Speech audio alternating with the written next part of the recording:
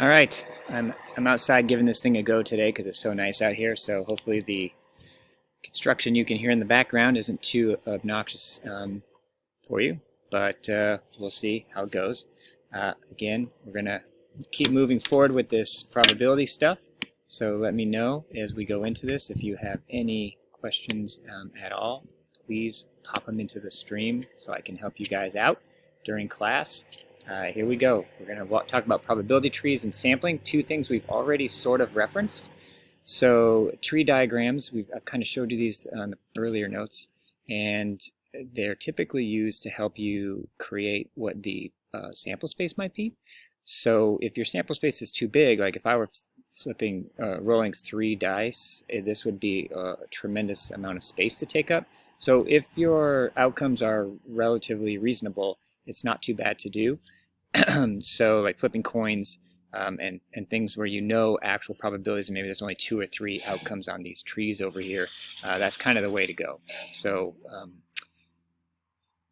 if we're talking about, for example, two separate people shooting their arrows at a target, they're independent events because each person's outcome is not impacting or indicating anything for the other person. So if the person that shoots their arrow has a 3/4 shot of hitting the target, and the second person has a 4/5 shot of hitting the target, and these would have been probabilities that were developed over the course of their archery careers. So in the long run, Lee has a 75% chance of hitting the target, and Yuka has an 80% chance of hitting the target. So in this case, we could count an H as a hit and M as a miss.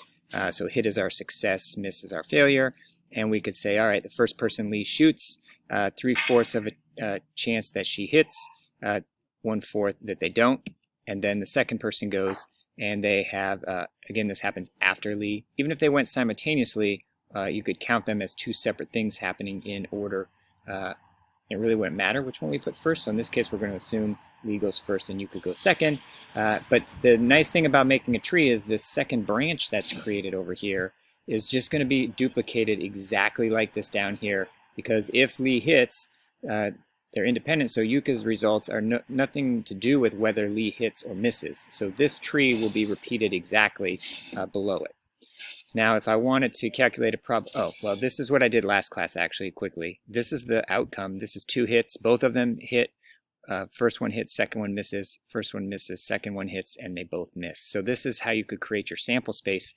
And also, when the question asks for a particular outcome, this is how you would figure what it is. You go along the branches. H is a hit and a hit.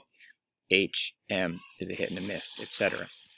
So if I wanted to calculate the probability of each of these outcomes, if I had asked you what the probability is that they both hit the target, you would take first probability, second probability, and multiply them, because I'm asking you for a hit and a hit. So 3/4 times 4/5 equals 12/20, top times top, bottom times bottom.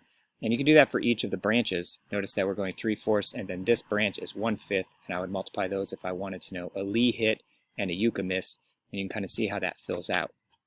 One thing to note about this table is that at each of these branches, these 2 things add up to 1, these 2 add up to 1, these 2 add up to 1, and over here, all 4 of these have to add up to 1. So that's a property of these tree diagrams as we go. So as we make a tree diagram, it's helpful to list your probabilities on the branches as you go so you can see them, so it'll help you with this calculation. In this case, we had 4 different branches with different outcomes, and those are labeled right here. And we every possible outcome is represented. That's our sample space. And I multiply the probabilities along the branches. So this piece of information right here is important. That's going to be how we calculate our probabilities. Using the tree diagrams is we're going to multiply along the branches.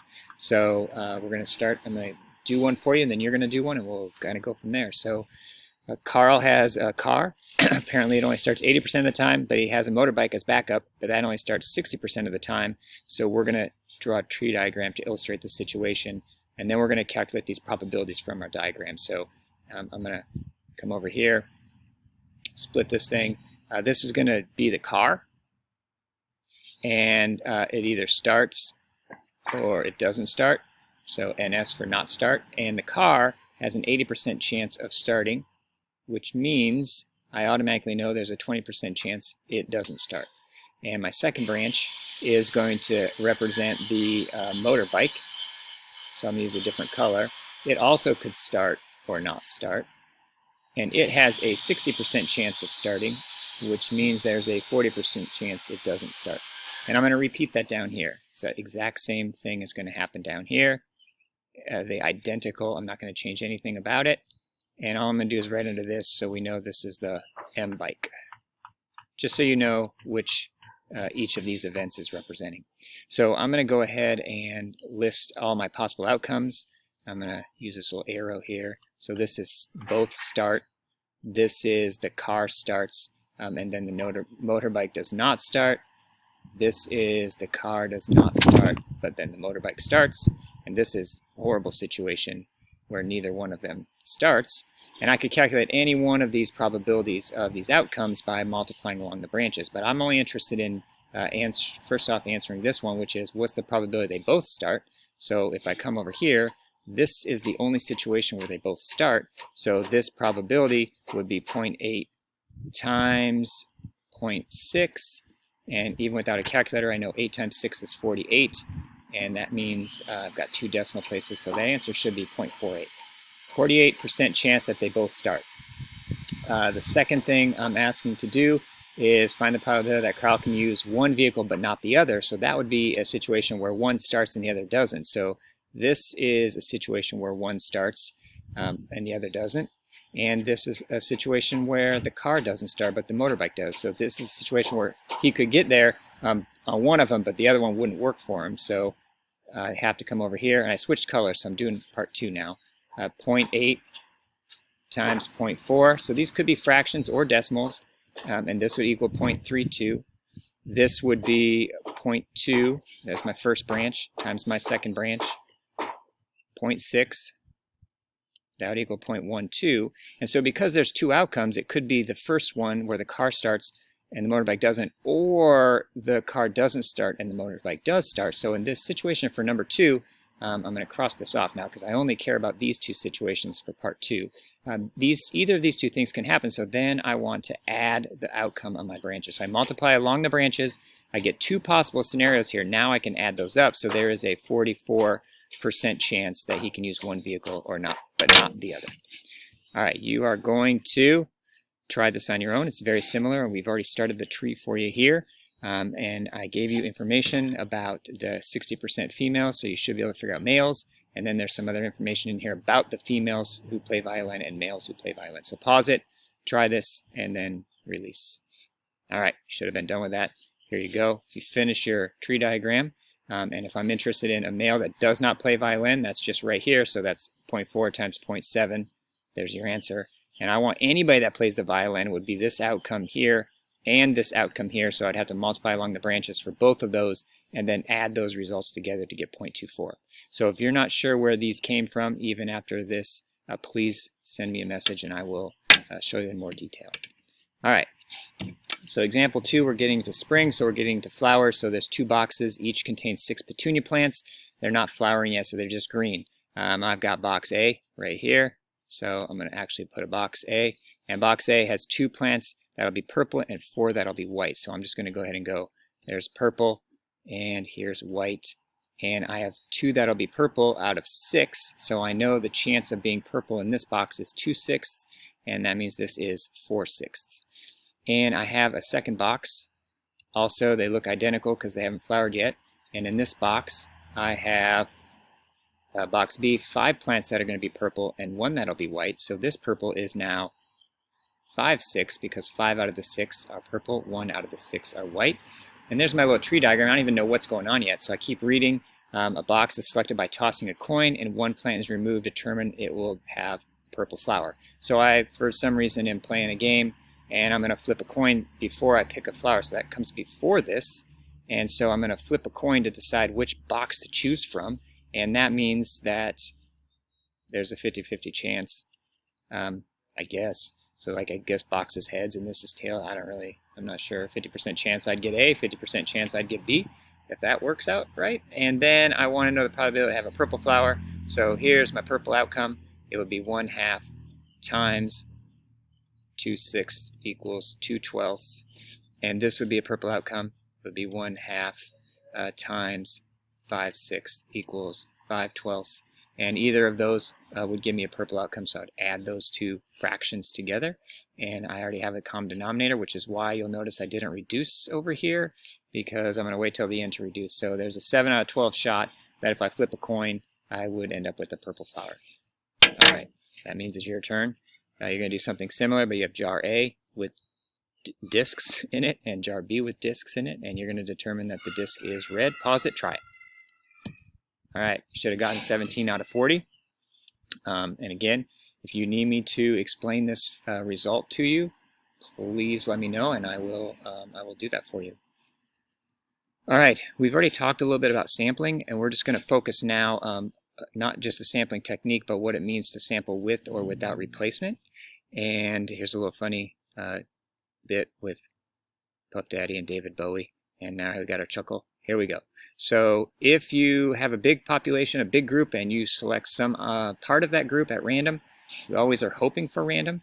That's called sampling. We talked about that already. You already had a quiz on that. If you select something from the population and then put it back before you choose again, that's sampling with replacement. So you take it out and put it back in. Now that's often not done when you're dealing with sampling people, because I don't want to ask the same person the same questions twice. So a lot of times with people, we don't put the individual back once we've asked them their questions. But with things like apparently petunias or candy bars or something like that, we may put it back in, and then it's in again to be sampled. Or marbles in a bag, that's a pretty common one. If you take an object out, put it aside, and don't put it back, that's sampling without replacement. So I guess a card is a deck of cards. Like if I draw a card, I look at it and I put it back in the deck, I've replaced it, and so it doesn't alter the probabilities. Where if I sample, if I take a card out of the deck and I keep the card, then that card's no longer in the deck, and I haven't put it back, and it alters your probability. So this is the similar situation we've looked at last unit. You got a population, and you're going to choose part of subset of that population. This is choosing every third individual. This is a systematic sampling technique, assuming that this first individual chosen, number 2, was somehow selected randomly to begin with, and then your system goes into effect after that. You do find sampling not just with people and asking them questions, but also when you maybe are trying to figure out if your candy bars are the way they're supposed to be. So you need to take a bar off and check it out. Or if your egg's a mutant egg and it has 2 yolks, you got to actually open it, check it out, see what's going on. Or if something's made right, you got to take it apart or try it out, see if it works. So that's why you might want to sample other than just people. So this is a sampling experiment where I've got up here, and I think we sort of saw something like this already. We got 2 blues, 3 reds, and a yellow.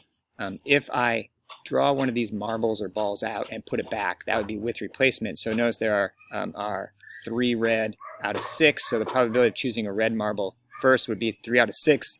If I put it back, the probability of choosing a red marble the second time is still 3 out of 6.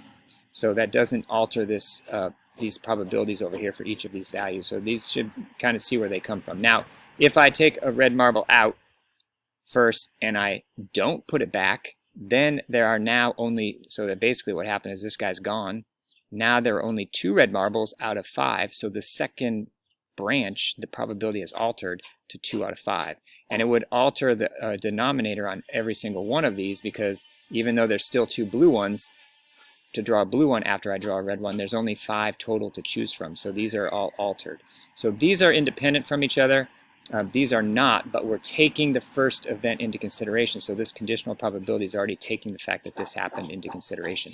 And you notice down here, if I only have 1 yellow and I actually draw that yellow, then there's no chance for me to draw another yellow. This can't happen. So again, notice that these 2 add up to 5 over 5, or 1. If you had written this down here as 1 out of 5, this would have been more than 1, and it would have broken one of the rules of probability. So I'm going to end this video now, and we will continue with video 2, and hopefully it won't be quite as long.